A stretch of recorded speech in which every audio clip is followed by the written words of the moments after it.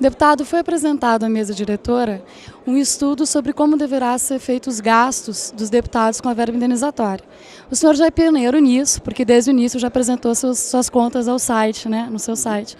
Como o senhor acha que transparência é um novo caminho para o legislativo brasileiro? Olha, o artigo 37 da Constituição diz que é um dos princípios da administração pública, tudo tem que ser público. O princípio da publicidade é um princípio constitucional. O homem público não pode ter nada escondido. A única coisa que ele pode esconder é a sua decisão íntima quando ele vai apreciar alguma coisa. O mais, não há o que se esconder. Desde o dia que assumi aqui a Câmara dos Deputados, todas as minhas contas, toda nota fiscal por nota fiscal, está tudo publicado no meu site. Então, não há necessidade de nenhuma decisão.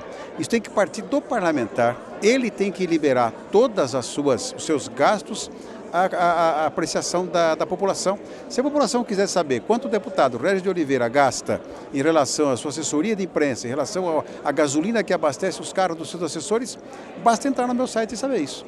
Então, eu acho que independe de qualquer resolução. Mas se há resistência de deputados e parlamentares que não querem colocar isso, muito bem, faça-se a resolução e todos terão que cumpri-la.